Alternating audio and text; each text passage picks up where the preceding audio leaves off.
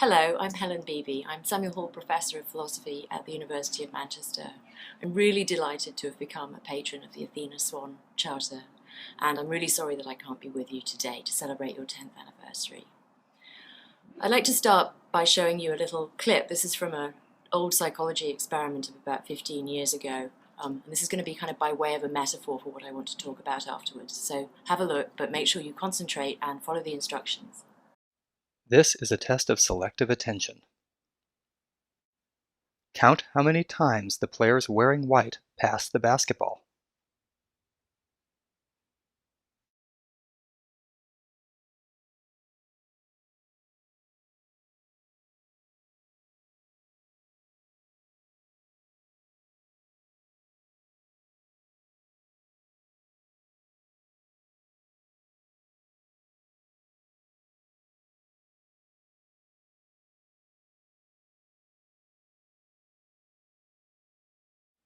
How many passes did you count?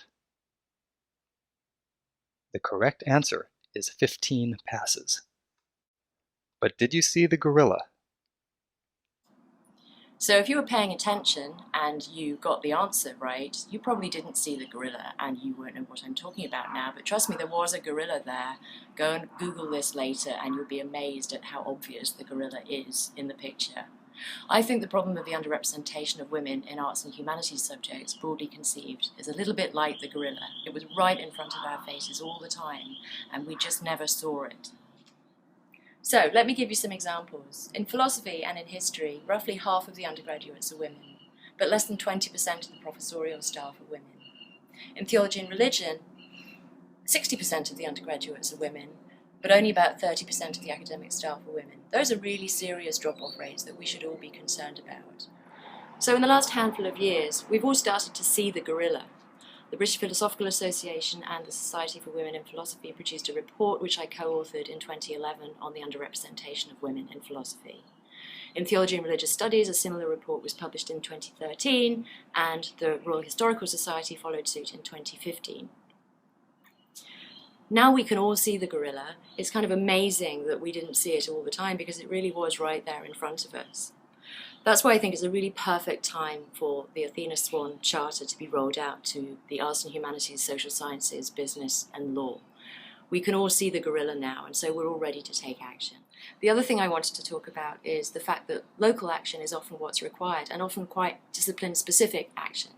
So let me give you some examples. It might be a matter of making sure that more texts by women are included on your reading lists so that being acquainted with research by women is just regarded by male and female students as just normal. It might be a matter of making sure your staff seminar falls within normal working hours, arranging childcare facilities if you're organising a conference. In my own discipline, it could be a matter of making sure that the undergraduate seminar discussion is not dominated by the very confident school debating society types, which are very often male. As some of those examples show, there can be quite a lot of variation between subjects when it comes to what kind of action is going to work, or indeed what kind of action even makes sense. Talking about reading lists isn't going to make much sense from the point of view of maths or computer science. More generally, we know from social psychology that phenomena such as stereotype threat and implicit bias are not only pervasive, but can have really quite large consequences. So we need to know what the dominant stereotypes are in any given discipline, how they arose, and how we might combat them. A history seminar, for example, is going to be a very different beast to a neuroscience lab.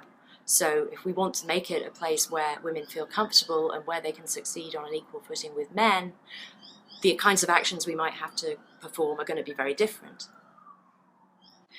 That brings me back to the Athena SWAN Charter. Because the Charter enables individual departments to apply for awards, it recognises the importance of local action and the fact that that action might need to vary from discipline to discipline. I think that's a great strength of the scheme, and one of the reasons why it's been so successful. I feel very optimistic about the difference that this is going to make to everyone who works in and aspires to a career in the arts and humanities, social sciences, business and law. I'm proud to be associated with the Athena SWAN Charter, and I wish the Athena SWAN Charter a very happy 10th anniversary.